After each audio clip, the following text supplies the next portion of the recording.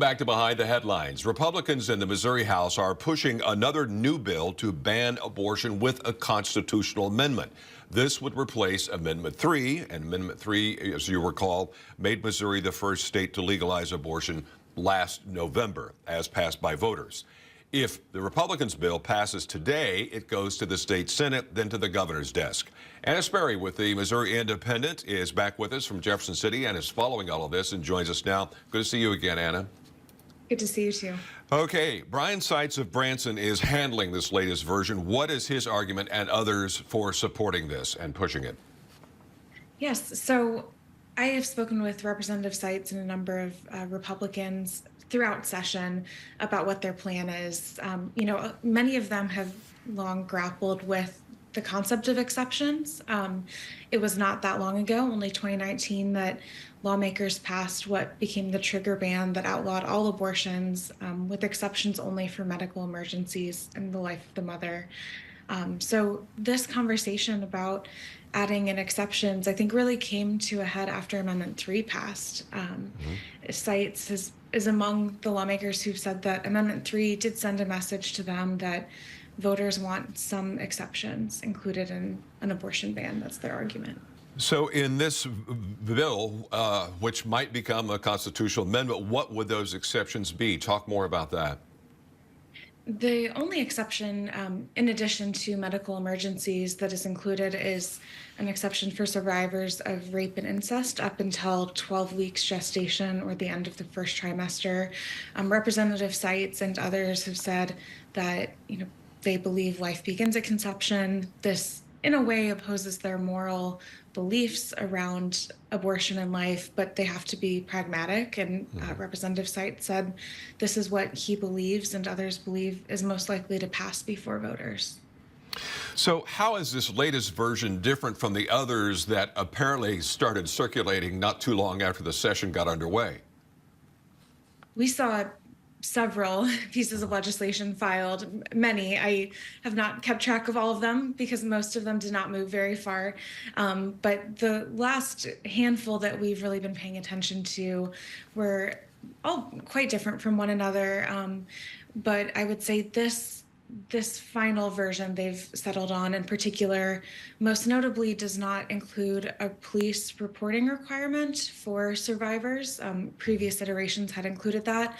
It's still unclear how a doctor might determine that someone was a survivor, and that was how they were impregnated. But that is the most notable difference, is that the striking of the police reporting requirement, which had been highly criticized.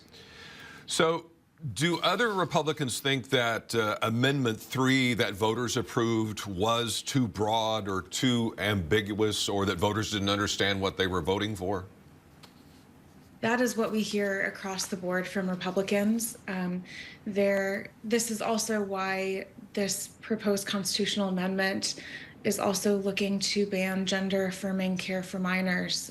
When Republican lawmakers point to their belief that Amendment 3 is too broad, this is part of it. Amendment 3 protects reproductive health care for Missourians, and Republicans have said that this could be interpreted, they believe, to include gender-affirming surgery for minors. So that is also why we would see that in this ballot language if it ends up in the ballot.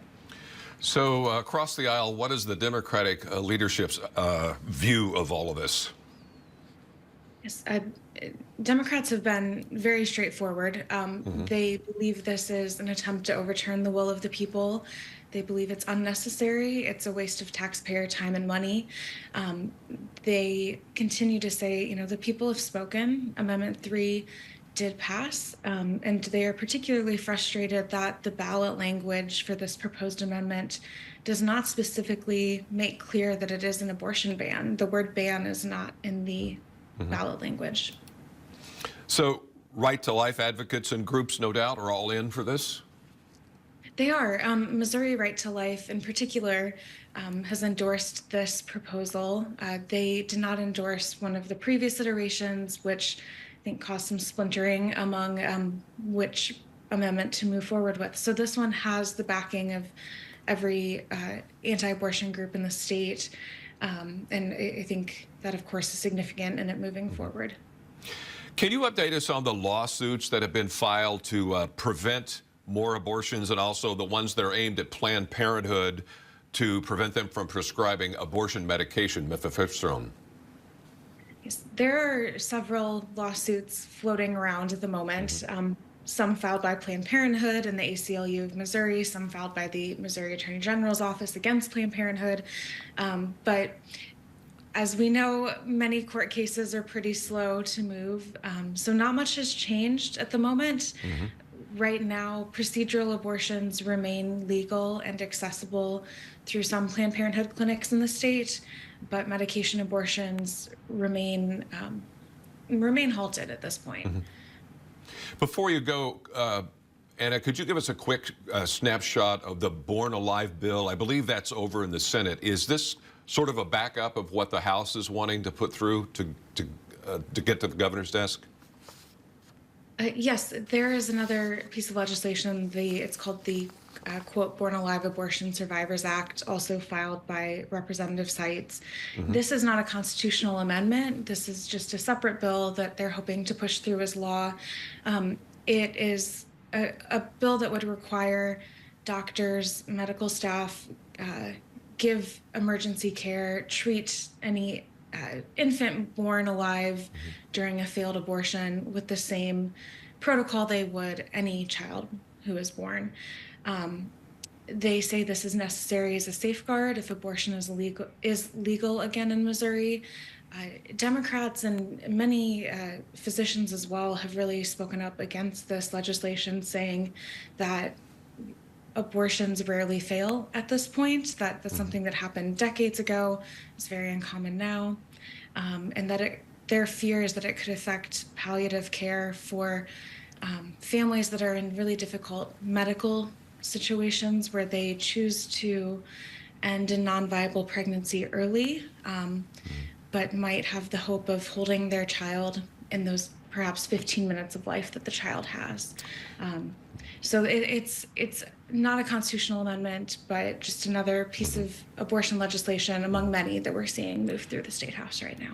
All right. I know you have to get back to the Capitol today, and thanks for joining us. Anna Sperry from Missouri Independent. You can see her reports online and on social media, as well as this conversation on KY3.com, the KY3 News app, also Roku, Fire TV, and Apple TV+. Anna, thanks very much. We'll look forward to seeing you next time, as always. Thank you.